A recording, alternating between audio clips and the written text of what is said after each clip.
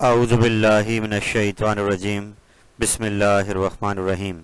First year mathematics के तमाम students को खुशामदीद। आज मैं आपके सामने आपकी बुक की एक्सरसाइज 8.1 मैथमेटिकल इंडक्शन से मुताल्लिक ये जो एक्सरसाइज है इसको आपके सामने क्लियरली तौर पर समझाने आया हूँ, इस उम्मीद के साथ कि ये वीडियो आपके लिए बहुत कारआमद साबित होगी। आपसे रिक्वेस्ट ये है कि इसको आराम से देखें और अपने कॉन्सेप्ट्स को अच्छा बनाएं ताकि ये सवाल जो लाजमी आपके एग्ज़ाम में आएगा आप इसको बेहतर अंदाज में कर पाएँ। तो आइए हम मैथमेटिकल इंडक्शन की इस एक्सरसाइज का आगाज़ करते हैं। आपके सामने पहला क्वेश्चन आ चुका है जिसमें हमें कहा जाएगा कि prove by mathematical induction method, और ये एक स्टेटमेंट उन्होंने दी हुई है कि ये लेफ़्ट और ये राइट साइड है। हमें प्रूव करना है कि दोनों साइड्स इक्वल होंगी और इस प्रूव करने के लिए हमें मैथमेटिकल इंडक्शन के मेथड के स्टेप्स को फॉलो करना होगा। तो तमाम बच्चों से बात समझाऊंगा कि बेटे मैथमेटिकल इंडक्शन से आप बिल्कुल परेशान ना हो, ये बहुत आसान है। कुछ बेसिक स्टेप्स हैं जो मैं यहाँ पे क्लियर करूँगा आपको, और मैं गारंटी देता हूँ कि अगर आप समझ जाएंगे तो आगे आने वाले तमाम क्वेश्चन आपको बिल्कुल वैसे ही लगेंगे। तो आइए इसकी बिगिनिंग करते हैं। यहाँ पे कुछ 2 से 3 कंडीशंस हैं मेरे बेटा जो आपको वेरीफाई करनी होंगी, तब जाकर ये लेफ़्ट और राइट साइड इक्वल होंगी और मैथमेटिकल इंडक्शन के मेथड से ये सवाल प्रूव हो जाएगा। तो आइए पहली कंडीशन क्या है कि यहाँ पर ये जो n आप देख रहे हैं ये नेचुरल नंबर के तौर पे स्टैंड कर रहा है। तो हमें जो प्रोपोजिशन ऊपर दी हुई है नेचुरल नंबर स्टार्ट होते हैं फ्रॉम 1, तो हम अब क्या करेंगे कि पहले n इक्वल टू 1 पर इसको चेक करेंगे। तो n इक्वल टू 1 से मीनिंग है कि पहली टर्म, तो यहाँ पहली टर्म तो 1 ही है और हम सीधे हाथ पर जाएंगे। अब ये क्योंकि सम जब हम ले रहे होते हैं तो पहली टर्म से पहले कोई टर्म ही नहीं है, तो फर्स्ट टर्म भी वही होगी और उसका सम भी वही होगा। तो हमने सीधे हाथ पे जहाँ n आ रहा है वहाँ n को हटा के 1 रख देना है। उल्टे हाथ की पहली टर्म हमने ऐसी लिख दी, 1 का स्क्वायर 1 आ गया, तो यूँ C1 आपकी वेरीफाई हो गई। यानी जो मैथमेटिकल इंडक्शन का प्रिंसिपल हम लोग यूज़ करने वाले हैं उसमें पहला स्टेप ही यही है कि पहले आप फर्स्ट टर्म के लिए उस स्टेटमेंट को चेक करें।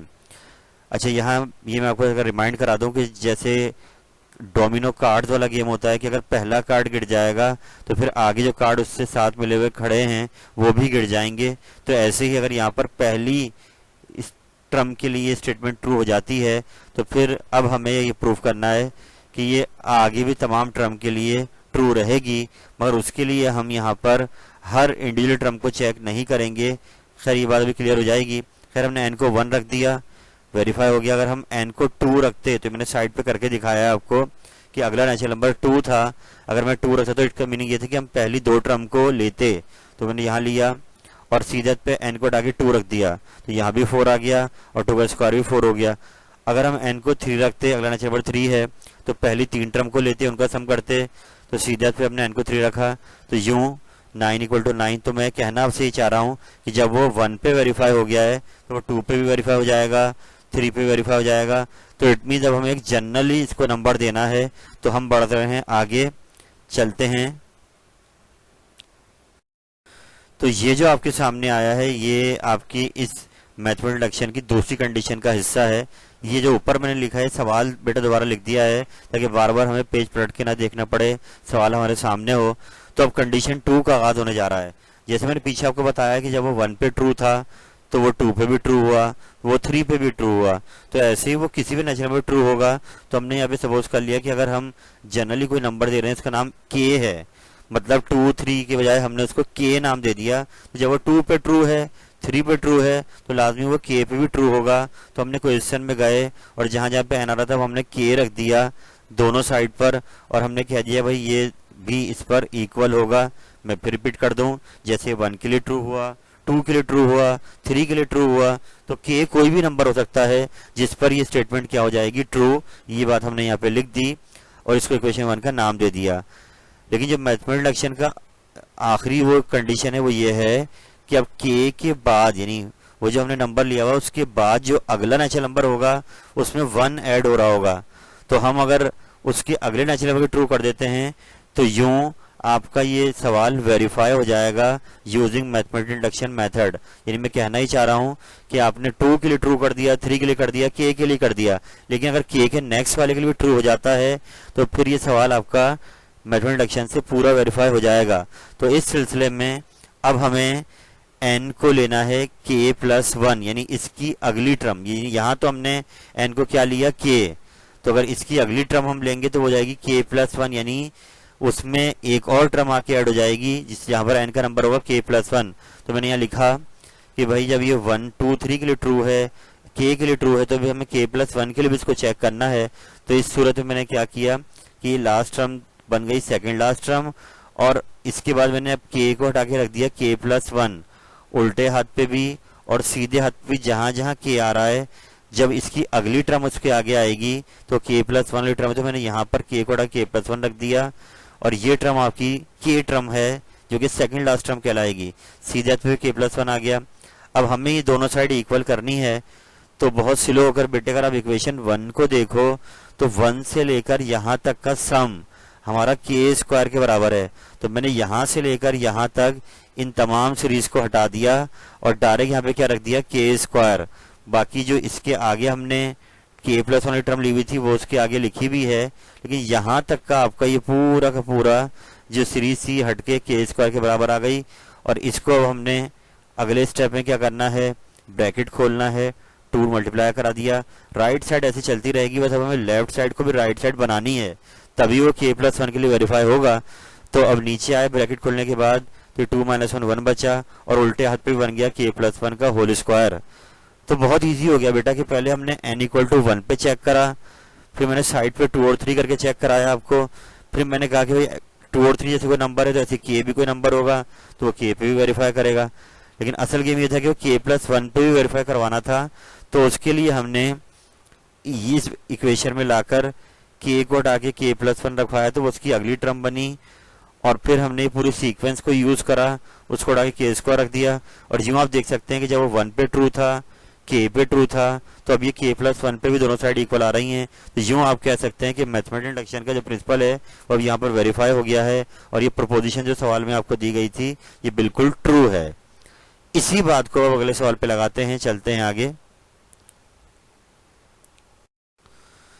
सेम जैसे हमने प्रीवियस क्वेश्चन करा मैथमेटिकल इंडक्शन से इसको वेरीफाई करना है। तो आप देखें पहले हमें n को 1 लेंगे, जो कंडीशन 1 का पहला पार्ट है।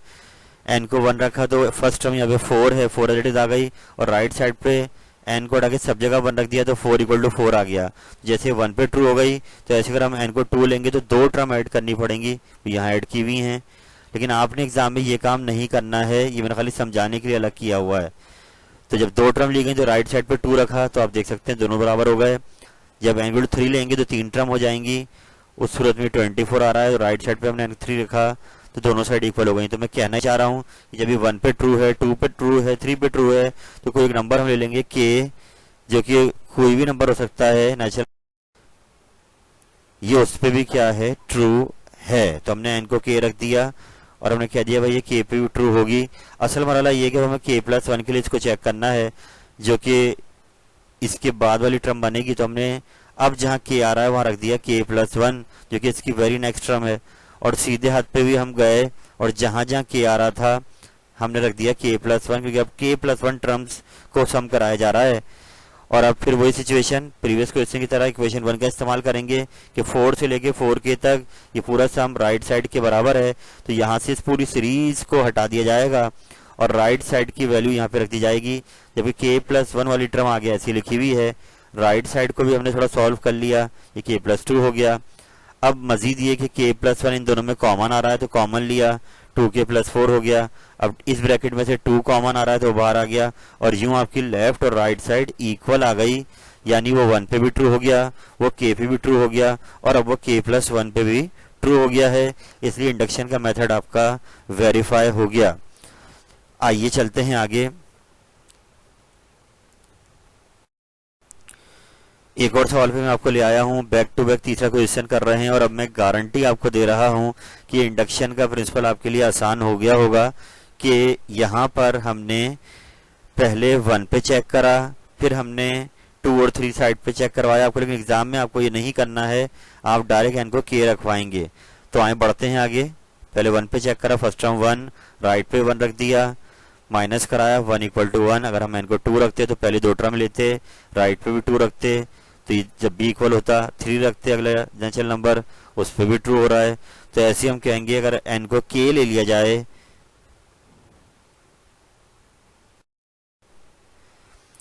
तो ये k पे भी ट्रू होगा। तो हमने n को k ले लिया, मैंने सवाल यहाँ लिख दिया ताकि पुट करने में वैल्यू आसानी हो। तो हमने अब क्या करना है, k प्लस 1 के लिए इसको वेरीफाई करना है, जो k का बाद वाली टर्म है। तो हमने अब k प्लस 1 जब रखा तो ये बन गई सेकंड लास्ट टर्म, और हमने k को उठा k प्लस 1 रखा। सीधे हाथ पे भी हमने जहां जहां k आ रहा है k प्लस 1 रखा। बात वही है कि जब वो 1 पे रखा गया तो दोनों साइड पे 1 रखा, k रखा गया तो दोनों साइड पे k रखा। अब जब k प्लस 1 के लिए चेक कर रहे हैं तो दोनों साइड पे जहां जहां k आ रहा है वहां k प्लस 1 रखा गया। और एक बार फिर इक्वेशन 1 का इस्तेमाल कि यहाँ से लेके यहाँ तक ये पूरा इस वैल्यू के बराबर है, तो ये बोला के हमने रख दी। आखिरी टर्म आपकी ऐसी लिखी रही, राइट साइड को हम सॉल्व करते रहेंगे, और उसके बाद ये ब्रैकेट खोला तो मल्टीप्लाई हो गया, ये माइनस होके 1 आ गया, और फिर ये कोऑर्डिनेट इक्वेशन बन गई इस टाइप की 4k माइनस के, और अब इसकी मिड टर्म ब्रेक हो गई। और आप देख सकते हैं कि जो 2 फैक्टर साइड पे आ रहे हैं वही 2 फैक्टर अब लेफ्ट साइड पे आ गए। तो यूं ये जो आपका प्रोपोजिशन था ये k प्लस 1 के लिए भी क्या हो गया है, ट्रू हो गया है। तो बेटे मैंने यहाँ पर आपके सामने मैथमेटिकल इंडक्शन के प्रिंसिपल का स्टार्ट आपको दिया है। मैं चाहूंगा कि आप इसको बार बार देखें और अपने कॉन्सेप्ट्स को बिल्कुल 100% श्योर कर लें कि पहले सर ने इसको n इक्वल टू 1 पे चेक करा, फिर n इक्वल टू k पे चेक करा, और फिर k प्लस 1 पे चेक करा। तीनों सूरतों में क्या आ रहा है, ये ट्रू हो रहा है। मतलब कहने का ये कि जो डोमिनो कार्ड वाला गेम होता है कि अगर वो कार्ड सारे खड़े हुए और पहला कार्ड गिर जाए तो वो अपने आगे वाले कार्ड्स को भी गिरा देगा। यानी अगर पहली नेचुरल नंबर पे ये प्रोपोजिशन ट्रू हो जाती है तो ये हर नेचुरल नंबर पे ट्रू होगी। ये मैथमेटिकल इंडक्शन के प्रिंसिपल कहलाता है। उम्मीद करता हूँ ये वीडियो आपके लिए बहुत ही ज्यादा कारआमद साबित होगी। अल्लाह ताला आपका हामी नासिर हो। फी अमान।